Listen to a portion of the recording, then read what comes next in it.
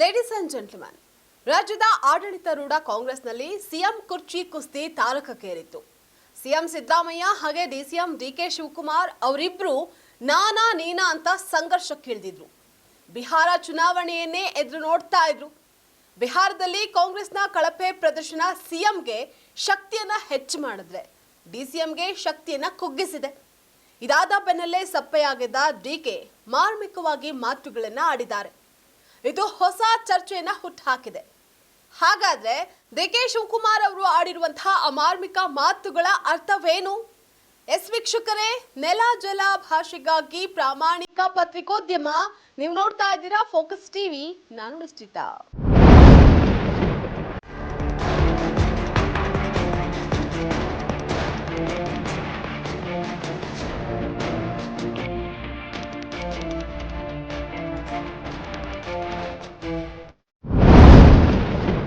ಕರ್ನಾಟಕ ಕಾಂಗ್ರೆಸ್ನಲ್ಲಿ ಸಿಎಂ ಕುರ್ಚಿಯ ಕುಸ್ತಿ ಮುಂದುವರೆದಿದೆ. ಆದರೆ ಬಿಹಾರ ವಿಧಾನಸಭೆ ಚುನಾವಣೆಯ ಬಳಿಕ ಸಿಎಂ ಸಿದ್ದರಾಮಯ್ಯ ಅವರು ಮತ್ತಷ್ಟು ಗಟ್ಟಿಯಾಗಿದ್ದಾರೆ. ಸಿಎಂ ರೇಸ್ನಲ್ಲಿ ಇದ್ದಂತಹ ಡಿಕೆ ಶಿವಕುಮಾರ್ ಮತ್ತಷ್ಟು ವೀಕ್ ಆಗಿದ್ದಾರೆ. ಈ ಬಾರಿಯೇ ಸಿಎಂ ಆಗುವಂತಹ ಕನಸು ಕಾಣ್ತಾ ಇದ್ದ ಡಿಕೆ ಶಿವಕುಮಾರ್ ಅವರು ಭಾರಿ ಹಿನ್ನಡೆಯನ್ನು ಅನುಭವಿಸುವಂತಾಗಿದೆ.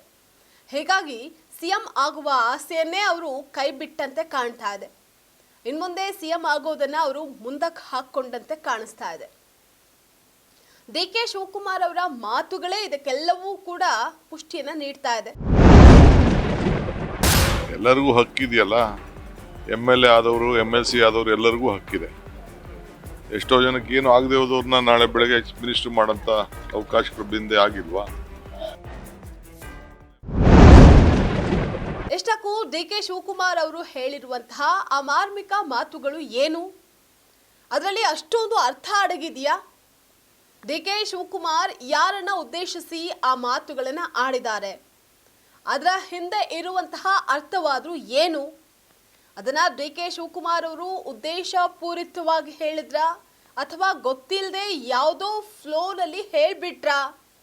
ಸಿದ್ದರಾಮಯ್ಯ ವಿರುದ್ಧದ ಸಿಎಂ ಕುರ್ಚಿ ಕದನದಲ್ಲಿ ಸೋತಿದ್ದಕ್ಕೆ ಒತ್ತಡದಲ್ಲಿ ಅವರು ಆ ಮಾತುಗಳನ್ನ ಆಡಿದಾರ ಎಂಬೆಲ್ಲ ನಾನಾ ಪ್ರಶ್ನೆಗಳು ಈಗ ಸದ್ಯ ಹುಟ್ಕೊಂಡಿದೆ. ಇನ್ನು ಡಿಕೆ ಶಿವಕುಮಾರ್ ಅವರು ಹೇಳಿರುವಂತಹ ಆ ಮಾತುಗಳು ಏನು ಅನ್ನುವಂತಹದನ್ನ ನೋಡೋದಾದ್ರೆ, ಕೆಪಿಸಿಸಿ ಕಚೇರಿಯಲ್ಲಿ ನಡೆದಂತಹ ಸಮಾರಂಭದಲ್ಲಿ ಕಾರ್ಯಕರ್ತರು ಡಿಕೆ ಡಿಕೆ ಅಂತ ಹೇಳಿ, ಡಿಕೆ ನಮ್ಮ ಬಾಸ್ ಅಂತ ಹೇಳಿ ಜಯಘೋಷವನ್ನ ಕೂಗಿದ್ದಾರೆ. ಇದಕ್ಕೆ ಡಿಕೆ ಸುತಾರಂ ಒಪ್ಲೇ ಇಲ್ಲ, ಸುಮ್ಮನೆ ಅಂತ ಹೇಳಿ ಅವರು ಜಯಘೋಷ ಕೂಗಿದ್ದನ್ನ ತಡೆದಿದ್ದಾರೆ. ಮುಂದುವರೆದಾಗಿ ಮಾತನಾಡಿದಂತಹ ಡಿಕೆ ಅದನ್ನೆಲ್ಲ ನೀವು ಹೇಳಬೇಡಿ ಅಂತ ಹೇಳಿದ್ರು. ಈ ವೇಳೆ ಕಾರ್ಯಕರ್ತರನ್ನ ಉದ್ದೇಶಿಸಿ ಡಿಕೆ ಶಿವಕುಮಾರ್ ಮಾತನಾಡಿದ್ರು. ಎಲ್ಲಿ ಮನಸ್ಸಿದೆಯೋ ಅಲ್ಲಿ ಮಾರ್ಗವಿದೆ, ಎಲ್ಲಿ ಶ್ರಮ ಇರುತ್ತೋ ಅಲ್ಲಿ ಪ್ರತಿಫಲ ಇದ್ದೇ ಇರುತ್ತೆ ಅನ್ನುವಂಥದ್ದನ್ನ ಹೇಳಿದ್ರು.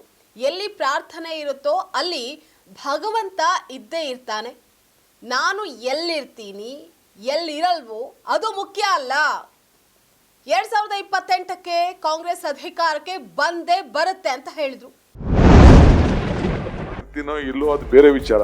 ಬಟ್ 100 ಕಚೇರಿ ಯಾರು ನನ್ನ ಕಾಲದಲ್ಲಿ ಮಾಡಿ ಹೋಗ್ಬೇಕು ಅನ್ನೋ ದೃಷ್ಟಿಯಿಂದ ಎಲ್ಲ ಪರ್ಮನೆಂಟ್ ಆಗಿ ಒಂದ್ ನಿಮಿಷ ನಾವು ಪರ್ಮನೆಂಟ್ ಆಗಿ ಇರಕ್ ಆಗಲ್ಲ.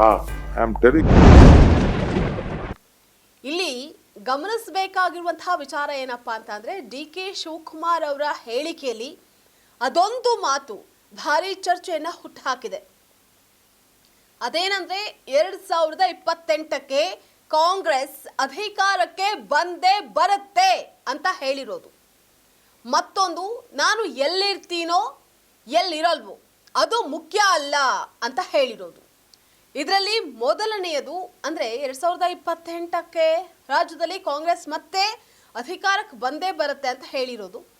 ಇದರರ್ಥ ನಾನು ಈಗ ಸಿಎಂ ಆಗೋದಿಲ್ಲ, ಆದ್ರೆ ಮುಂದಿನ ಬಾರಿಗೆ ಸಿಎಂ ಆಗೇ ಆಗ್ತೀನಿ, ಅಲ್ಲಿವರೆಗೂ ನಾನು ಕೆಪಿಸಿಸಿ ಅಧ್ಯಕ್ಷ, ಅದನ್ನ ಮಾತ್ರ ನಾನು ಬಿಡೋದಿಲ್ಲ, ನಾನು ಎಂದಿಗೂ ಮುಖ್ಯ ವಾಹಿನಿಯಲ್ಲಿ ಇರ್ತೀನಿ ಅನ್ನುವಂತಹ ಸಂದೇಶವನ್ನ ಸಾರಿದ್ದಾರೆ.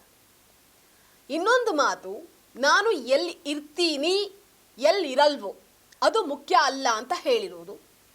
ಇದರರ್ಥ ನಾನು ಕಾಂಗ್ರೆಸ್ನಲ್ಲಿ ಇರಲ್ಲ, ನನ್ನ ದಾರಿ ನನಗಿದೆ, ನಾನು ಬಿಜೆಪಿಗೆ ಹೋಗಿ ಸಿಎಂ ಆಗ್ತೀನಿ ಅಂತಾನೂ ಆಗುತ್ತೆ. ಆದರೆ ತಡವಾಗಿ ಈ ಮಾತಿನ ಅರ್ಥ ತಿಳಿದಂತಹ ಡಿ ಕೆ ಶಿವಕುಮಾರ್ ತಮ್ಮ ತಪ್ಪನ್ನ ಸರಿಪಡಿಸುವಂತಹ ಪ್ರಯತ್ನ ಮಾಡಿದ್ರು. ನಾನು ಯಾವುದೇ ಕಾರಣಕ್ಕೂ ಕಾಂಗ್ರೆಸ್ನ ಬಿಡೋದಿಲ್ಲ ಅಂತ ಸ್ಪಷ್ಟಪಡಿಸಿದ್ರು. ಆಲ್ರೆಡಿ 5 ವರ್ಷ ಆಗಿದೆ, ಇನ್ನು ಮಾರ್ಚ್ ಬಂತು ಅಂದ್ರೆ 6 ವರ್ಷ ಆಗ್ತದೆ. ಬೇರೆಯವ್ರಿಗೆ ಅವಕಾಶ ಮಾಡಿಕೊಡ್ಬೇಕು. ಬಟ್ ನಾನು ಲೀಡರ್ಶಿಪ್ ಅಲ್ಲಿ ಇರ್ತೀನಿ, ತಲೆ ಕೆಡಿಸ್ಕೊಳಕ್ ಹೋಗ್ಬೇಡಿ. I'll be there in the front line. ಒಟ್ಟಾರೆ ರಾಜ್ಯದ ಆಡಳಿತಾರೂಢ ಕಾಂಗ್ರೆಸ್ನಲ್ಲಿ ಸಿಎಂ ಕುರ್ಚಿ ಕುಸ್ತಿ ತಾರಕಕ್ಕೇರಿದೆ. ಬಿಹಾರ ಚುನಾವಣೆಯ ಬಳಿಕ ಸ್ವಲ್ಪ ವೀಕ್ ಆಗಿರುವ ಡಿ ಕೆ ಶಿವಕುಮಾರ್ ತಮ್ಮ ರಾಗವನ್ನ ಬದಲಾಯಿಸಿದ್ದಾರೆ. ಅವರು ಕಾಂಗ್ರೆಸ್ನಲ್ಲೇ ಇರ್ತಾರಾ, ಬಿಜೆಪಿಗೆ ಹೋಗ್ತಾರಾ? ಇದಕ್ಕೆಲ್ಲ ಕಾಲವೇ ಉತ್ತರವನ್ನ ನೀಡಬೇಕಾಗಿದೆ. ಇದಾಗಿತ್ತು ಇವತ್ತಿನ ಫೋಕಸ್ ಸ್ಪೆಷಲ್ ಸ್ಟೋರಿ. ನೆಲ ಜಲ ಭಾಷೆಗಾಗಿ ನೋಡ್ತಾ ಇರಿ ಫೋಕಸ್ ಟಿವಿ. ತಲೆ ಕೆಡಿಸ್ಕೊಳಕ್ ಹೋಗ್ಬೇಡಿ. ನಾನು ಅವತ್ತೇ ನಾನು ಉಪಮುಖ್ಯಮಂತ್ರಿ ಆ ದಿನನೇ ಬಿಡ್ಬೇಕು ಅಂತ ಹೇಳಿದೆ. ಖರ್ಗೆ ಸಾಹೇಬರು, ರಾಹುಲ್ ಗಾಂಧಿ ಅವರು ಇರೋ ಡಿ ಕೆ ಇನ್ ಸ್ವಲ್ಪ ದಿನ ಇರು ಅಂತೇಳಿ ನನ್ನನ್ನು ಇರಿಸ್ಕೊಂಡ್ರು.